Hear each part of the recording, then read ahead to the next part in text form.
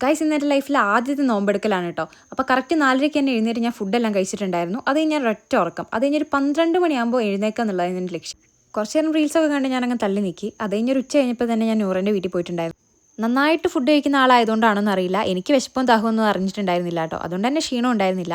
ഞങ്ങൾ നൂറാൻ്റെ വീട്ടിലെത്തി കുറച്ച് നേരം അവരോടൊക്കെ വർത്താനം പറഞ്ഞ് സംസാരിച്ച് അവിടെ ഇരുന്നു. അത് കഴിഞ്ഞ് നമ്മൾ ഫുഡ് പ്രിപ്പയർ ചെയ്യാൻ തുടങ്ങി. എൻ്റെ വേറൊരു ഫ്രണ്ടും കൂടി ഉണ്ടായിരുന്നു കേട്ടോ കൂടെ. അപ്പോൾ നമ്മൾ രണ്ടുപേരാണ് ഫ്രണ്ട്സ് ആയിട്ടുണ്ടായിരുന്നത്.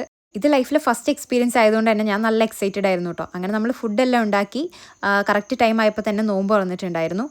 വിശപ്പും ദാഹമൊന്നും വലിയ കാര്യമായിട്ട് ഉണ്ടായിരുന്നില്ലെങ്കിലും ആ ഒരു ഗ്ലാസ് വെള്ളം കുടിച്ചപ്പോൾ കിട്ടിയ സുഖം, ഓഹ് ഗൈസ്, ഒന്നും പറയാനില്ല.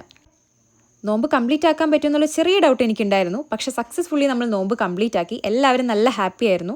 ചായ കുടിച്ച് കഴിഞ്ഞ് നമുക്ക് മെയിൻ കോഴ്സ് കഴിക്കാനുള്ള വയറിൽ സ്ഥലമേ ഉണ്ടായിരുന്നില്ല. പക്ഷെ എന്നാലും നമ്മൾ കുറച്ച് ഫുഡെല്ലാം കഴിച്ചു. നല്ല അടിപൊളിയായിരുന്നു കേട്ടോ. അവരാണെങ്കിലും മൊത്തത്തിൽ നല്ല അടിപൊളിയായിരുന്നു ഈ നോമ്പ് തുറ. അപ്പോൾ അങ്ങനെ നമ്മൾ നല്ല ഫുഡെല്ലാം കഴിച്ച് നേരെ രാത്രി ഒരു 9:30 ആയപ്പോഴത്തേക്കും വേഗം വീട്ടിൽ പോയിട്ടുണ്ടായിരുന്നു കേട്ടോ. അപ്പം ഇന്ന് അത്രയേ ഉള്ളൂ. ബായ്.